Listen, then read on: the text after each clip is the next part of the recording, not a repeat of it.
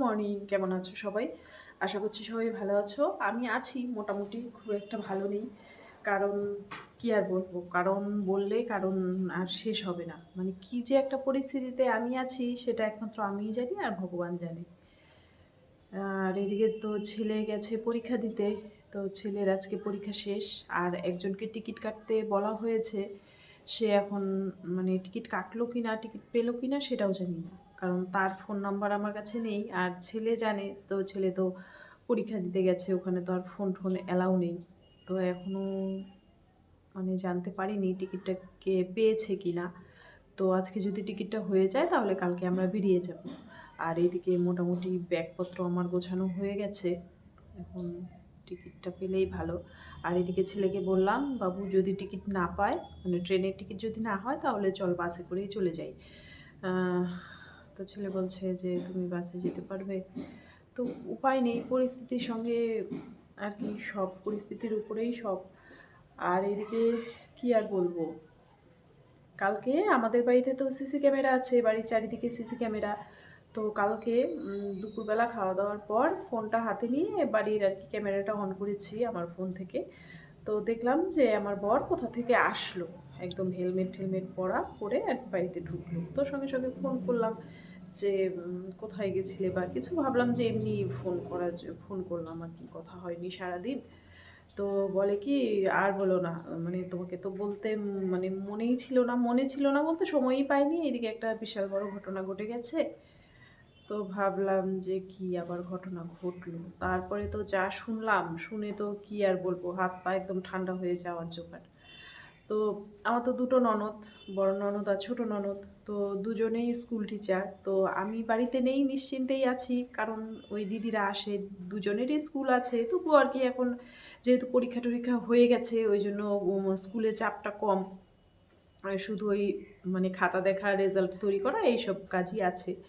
তো ওই জন্য মানে সবাই আর কি, মানে একদিন বড়দি এসে করে দিয়ে যায় আমাদের বাড়িতে রান্না বান্না সব কিছু। আবার পরের দিন হয়তো ছর্দি আসলো, তারপরের দিন বড়দি আসলো, এইভাবেই চলছে। তো আমার বড় ননদের তো ২ মেয়ে। তো জামাইবাবু নেই, লকডাউনের সময় আর কি স্ট্রোক করে মারা গেছেন অল্প বয়সেই। তো সেই দিদি ভোর ৬টার সময় ঘুম থেকে উঠেছে। ঘুম থেকে উঠে দিদি আবার সকাল সকালই ঘুম থেকে উঠে, যেহেতু স্কুলে যেতে হয়। তো আর দিদির খুব মানে গাছপালা আর কি লাগানোর শখ, জামাইবাবুই মানে করতো।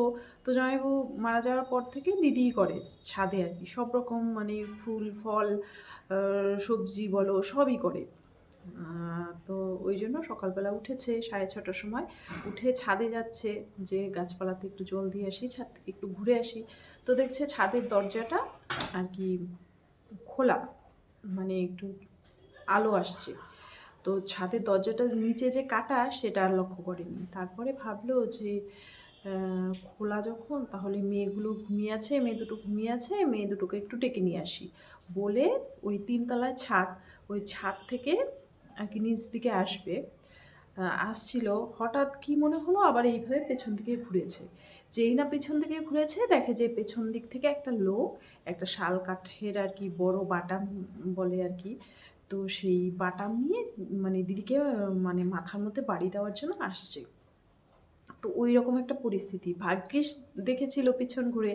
না হলে তো যেভাবে আর কি সে আর কি বাড়িটা তুলেছিল, সে যদি সেইভাবে আর কি বাড়ি মারতে পারত তাহলে দিদি সঙ্গে সঙ্গেই শেষ, ওখানেই শেষ। তো যাই হোক, দেখার পরে ওই তো আমরা কি করি, বাঁচার জন্য একটু হাত দিয়ে আর কি সাপোর্ট দেওয়ার চেষ্টা করি।